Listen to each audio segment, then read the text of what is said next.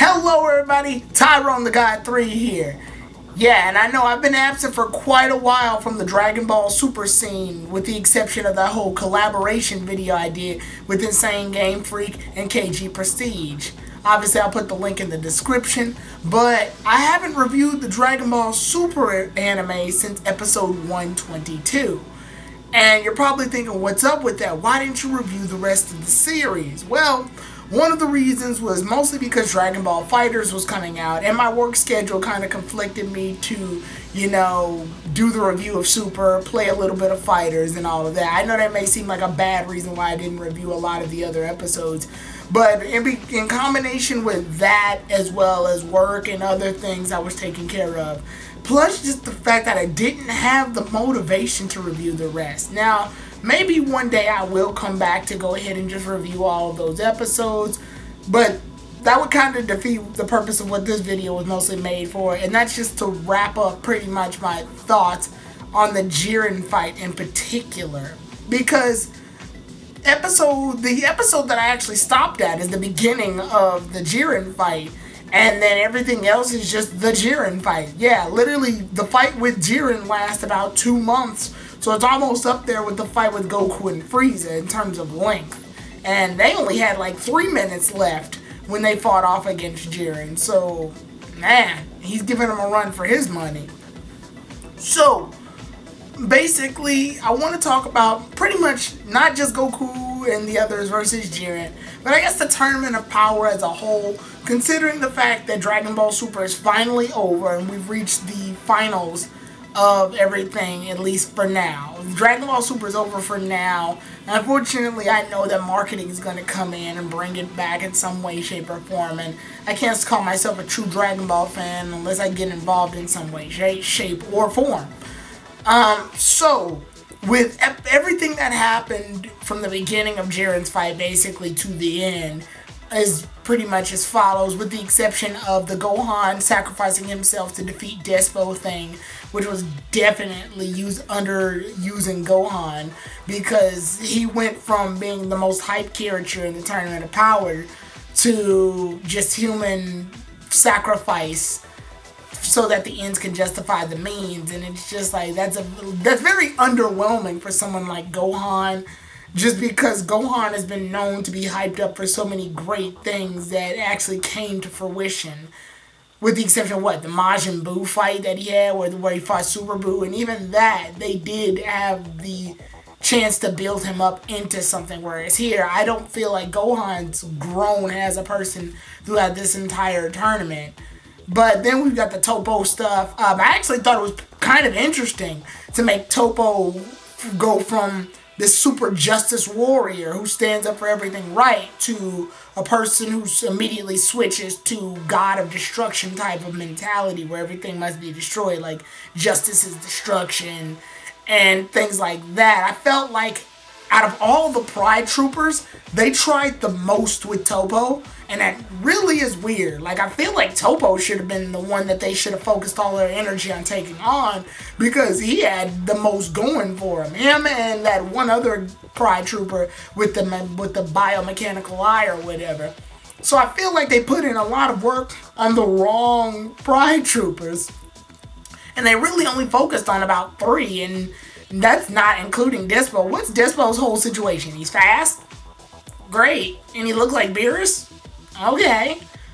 But yeah, so that was the nice thing they were going for that I actually got really glued into until they had Vegeta just sort of copy everything he did when he fought Majin Buu with the final explosion. And I find it kind of weird that Vegeta was working with Goku in order to fight Jiren, then just took a break from his fight in order to help out the others, leaving Goku to promptly get his ass kicked alone. But their fight just sort of conveniently was paused and put on hold so that Vegeta can take care of the Toppo thing. Like, alright, I'm done whooping Toppo's ass. Now it's time for us to get back in the battle. Like, oh, really?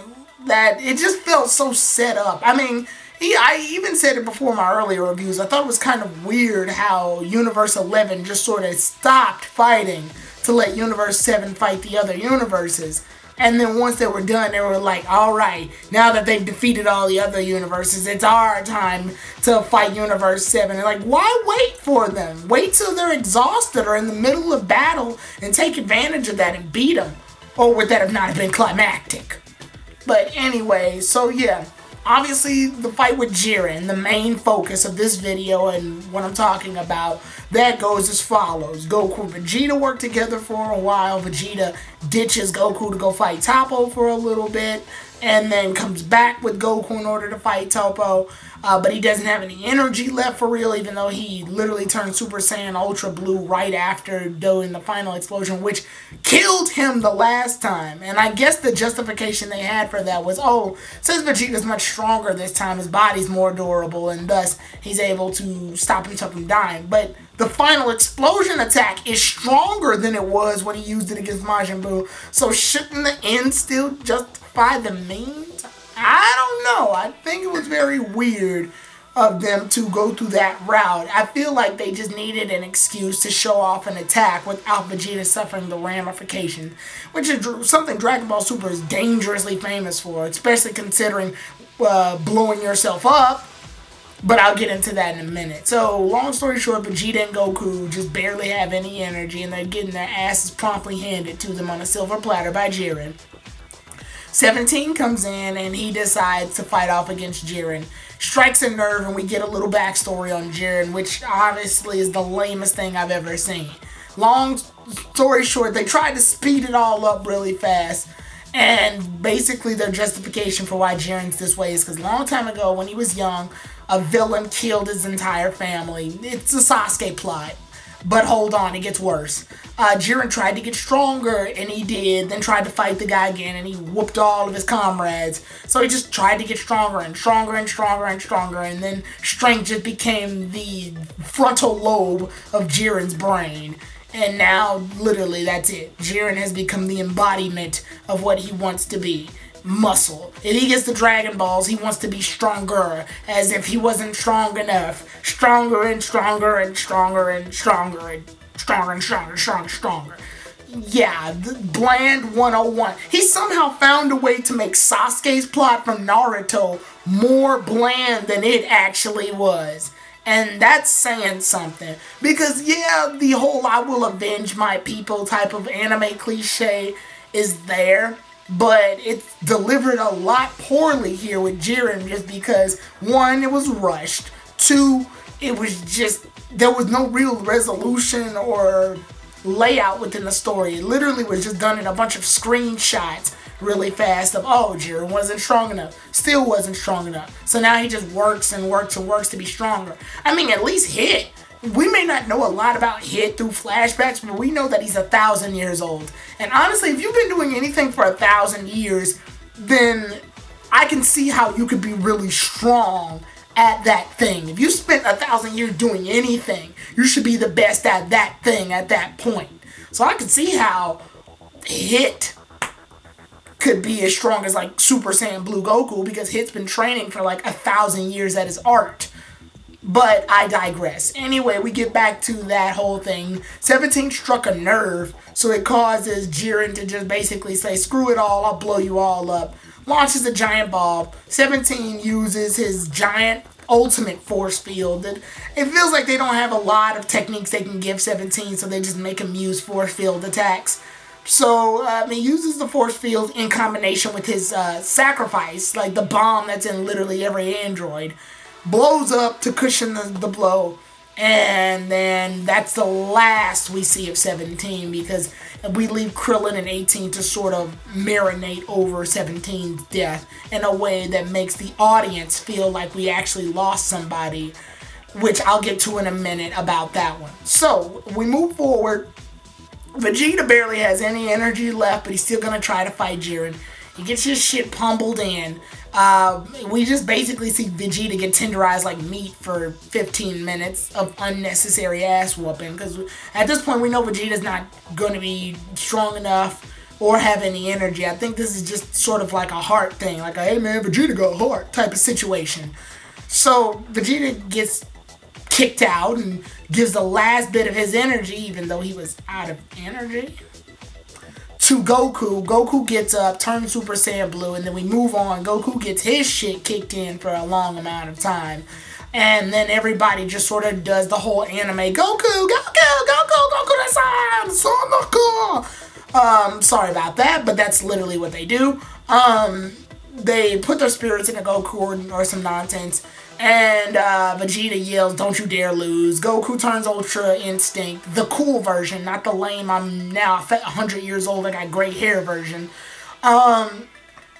And he catches Jiren's attack. They have a pretty good brawl for a while. Goku turns Ultra Super Saiyan, like Mastered Ultra Super Saiyan, and promptly begins to whip Jiren's ass. But the two actually have a pretty... Now, I will admit this is the best looking animated Dragon Ball fight ever. I will admit that. Unfortunately, look what we had to do to get there. We ended up having Goku fight off against Blandy McBland, the character. And they have like one of the most epic brawls in the world. Both of their shirts are off, they're tearing each other up. Although you would think they'd have a lot more blood and scars and scratches on them, kind of like Goku and Frieza when they were fighting on planet Namek. But, you know, Dragon Ball has devolved into a kid show now instead of a show for like teens and young adults. But whatevs. So they're tearing each other up, and they're just...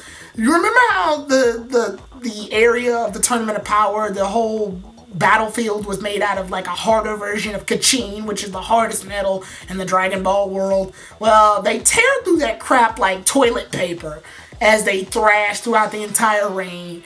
And it's a cool looking fight. Like anime wise, it's like one of like Madhouse Studio types of anime fights, like One Punch Man and Hunter x Hunter. So it looks damn cool. No mistaking that. But it's literally just, oh my god, they're both so strong, and they're tearing each other up, and I'm impressed, but at the same time, I'm just like, oh, here we go. So after all of that, it looks like Ultra Instinct Goku got the best of Jiren. He's gonna land the final blow, but then the God form suddenly just takes a toll. So Goku just falls out, and Jiren is basically told by Belmont to wipe him out. And he's about to, but then 17 and Frieza come out of nowhere. Yep, you heard me right. I saw the whole Frieza was knocked out and non-scene for episode, but they kept doing it. They did it like multiple times, so it took the whole surprise away. It'd be different if they had did it for Frieza the first time during their fight with Toppo, and then just never shown Frieza at all till this point. Oh snap, Frieza was here the whole time.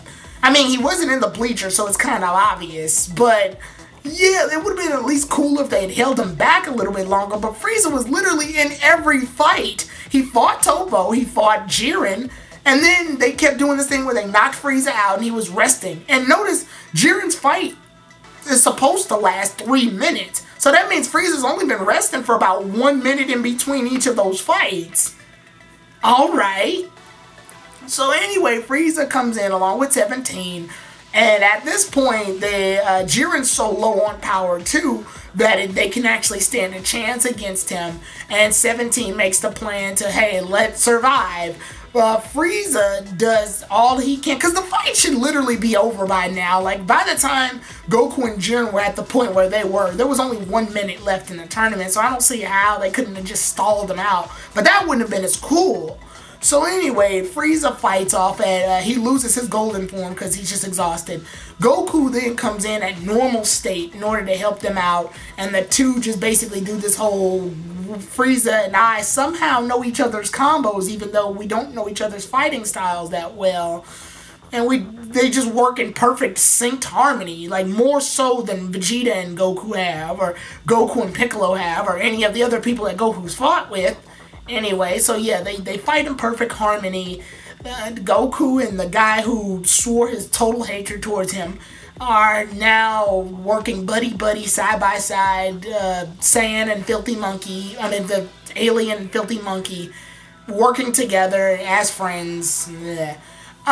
They both hit Jiren at the same time and knock him out of the tournament, but they get knocked out at the same time. And 17 does what literally the tournament says in its name in the arc is survive.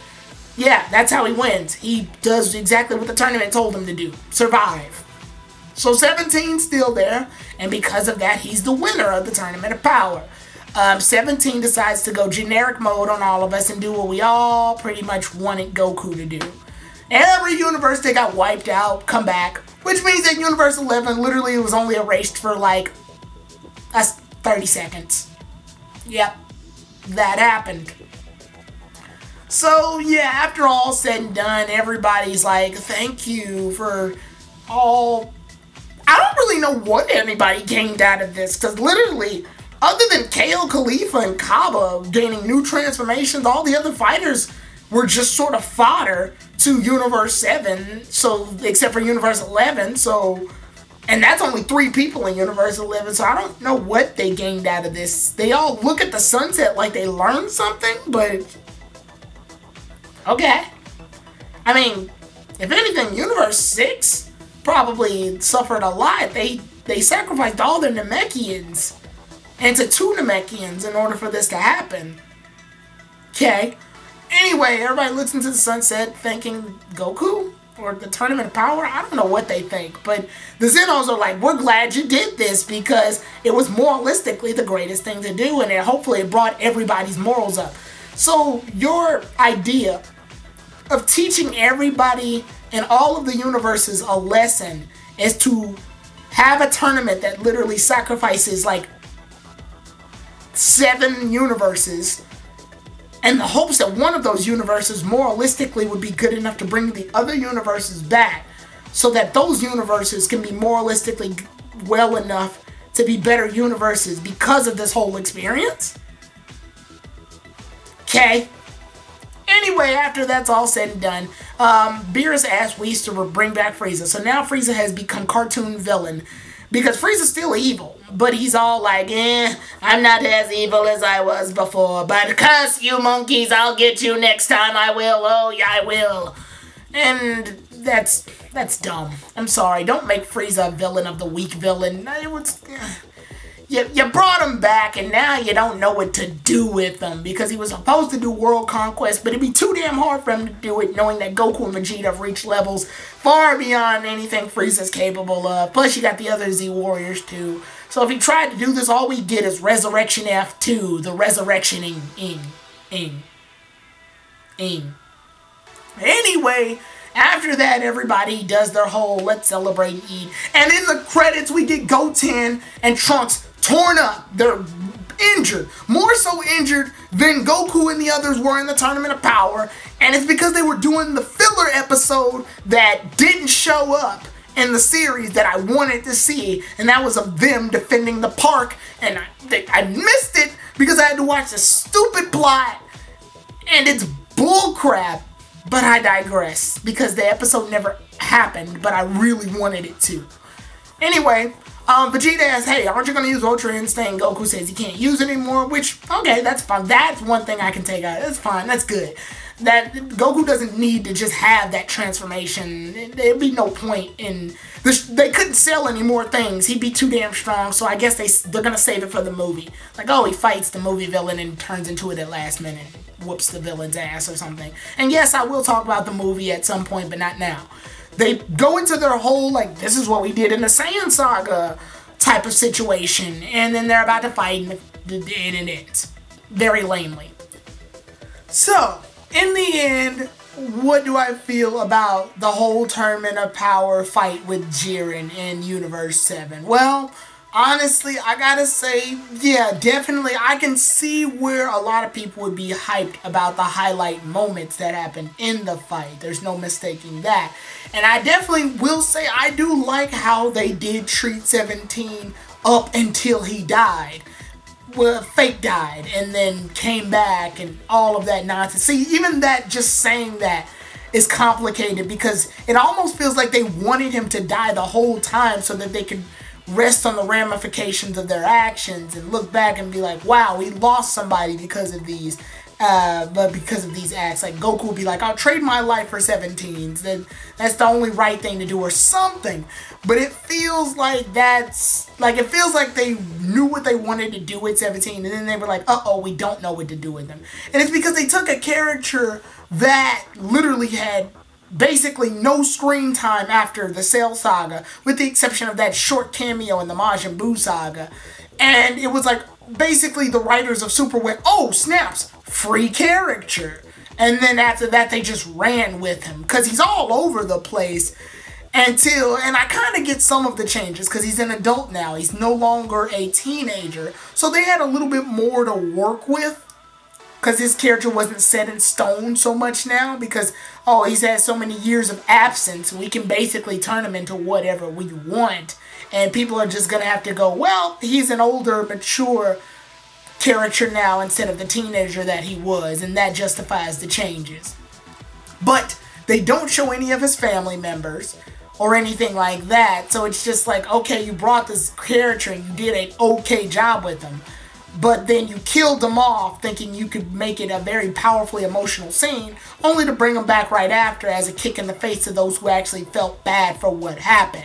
And then another thing, and it's like, you gotta take into account, all of this is happening within a span of like 3 minutes, because that's how long Jiren's fight is supposed to be in real time.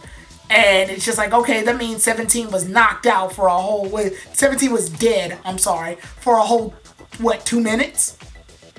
Okay, definitely gonna feel sorry about that. And it just is like, you went through all of this and made 17 win the tournament simply by doing what the arc is called, survival. So he didn't overpower anybody. He wasn't weaker than anybody dangerously. He just simply survived. His job was to survive, and he did just that. He survived. And honestly, I really feel like that was the best way to go at it. If it were up to me, we'd have our Yamcha ending. Like I said, we could take out Frieza. We wouldn't need Frieza. And have Yamcha be in there instead. And Goku and Jiren knock each other out. Then they look at a platform and they'd be like, wait a minute, if both Universe 7 and Universe 11 have no fighters, then who's left? And you look at a rock and it's just Yamcha knocked out in the same pose he was when the Cybermen killed him. I think that would have been a hilarious and Akira Toriyama way of ending a saga. Like, I feel like that's, I mean, this is literally the series where in Dragon Ball, in the original manga in Dragon Ball, Oolong wished for a pair of underwear, of women's panties, to save the world from Pilaf trying to take it over. Because Pilaf was about to make his wish. And then Oolong came in and wished for that pair of underwear just for his own little selfish, perverted gain. And that ended up saving the world. Like, that finished everything. So I feel like Yamcha being knocked out on a rock and him surviving the whole time just with that, him being knocked out. Basically, you just knock him out in the middle of the tournament. And then there's his point right there. Just him being in the stage that long definitely would have been a very hilarious and acceptable ending. You still get your epic fight with Goku and Jiren, obviously, but you just get that added bonus of Yamcha being knocked out in the ring, and I think that would have been a really cool way to come at that. But I digress. We got what we got, and honestly, I really don't like the whole Goku and Frieza are matching in perfect sync fighting. Only because, yes, I know a lot of Goku's older enemies are now his friends, but Frieza to me just seems like it was very clear when Dragon Ball Z made Frieza, and when that was a character that hates Goku. Like, that was a very clear message that was portrayed to the audience, that Frieza absolutely hates Goku. So I don't really see him working together with Goku in the remote sense. Yes, I know he was fighting for himself, for survival, because he knows he'll benefit from this. But it kind of felt like to me that Frieza was simply placed in here because they just needed a strong villain to join our hero's side, and a whole, oh, they're enemies, now they're friends type of situation, or oh, they're enemies, now they have to work together. Which those situations only work in very crucial moments. This is a tournament, and in the end of the day, that's kind of what it always has been. Even the Zenos say it. Like, both of the Zenos, when they say if another wish had been done other than to bring all the universes back, then basically it would have shown low morals and we would have had to wipe out the entire area anyway. So it's like, okay, So literally all of this didn't need to happen. No one gained anything from this. Not even Goku now that I started to think about it. 17 never died. Goku never doesn't keep the transformations. He just tapped into it. So no one gained anything out of this except the Universe 6 Saiyans. And it's like, okay, cool, I guess. It just like, it felt like a lot of these moves were very hasty, but I'll save a lot of that for when I review the entire arc. But it's basically in terms of the Jiren fight itself. I felt like it was really long for reasons that didn't need to be, other than look how powerfully and hard this character is to take out. But it was a cool fight. I will end on that note. I'll say that the fight was a very cool animated fight. It's a nice looking fight. It is the best looking Dragon Ball fight to ever exist, if that's worth anything. Yeah, it's sort of an all flair, no substance type of situation, but visually it's the best looking fight. And in the end of the day, when you stop to look at some things, that's kind of what Dragon Ball brought to the table in the world of anime, is great looking fights. That Dragon Ball Z started that whole great looking fights thing. And other animes have just sort of been bouncing off of Dragon Ball Z's fighting choreography. Now, that's not to say that Dragon Ball Z is responsible for all anime choreography, but I like to think that Dragon Ball Z's fighting choreography and speed and blast and all those action-packed scenes and crashing through walls and all of it, all the stuff that Dragon Ball Z brought to the table in the world of anime, the face of anime, kind of helped bring forward the action sequences and a lot of the anime that you watch today, mostly the shonen anime, because shonen anime writers have even admitted that they gained inspiration from Dragon Ball Z at some point. It's been referenced all over. You can't mistake it. Super Mario Brothers, Z, Death Battle, several things have gathered Dragon Ball Z's like fighting choreography and implemented it into their own in some way, shape, or form. So it's good to see that they can finish off Dragon Ball Super, making one of the most visually pleasing anime fight scenes in the history of anime. So if you were to take anything positive from me from this video, it would be that I do respect how well the fight looked. There was no reason this fight needed to happen. The background behind these characters weren't motivated at all. There's a lot of rushed character development, false emotional drive, false character development, but at the end of the day, the fight did look cool. I will give it that. But with that said, the next time we meet up in the Dragon Ball Super universe, I actually want to do a couple of videos concerning, one, just the entire arc, because I do have to do my saga review of it. And then finally, I will review Dragon Ball Super as a whole. My entire thoughts on the series, what I liked, what I didn't like, what I think should have been improved. And then maybe I'll meet up for something else. But with that said, I'll see you all then, everybody. Tyrone the God 3, out.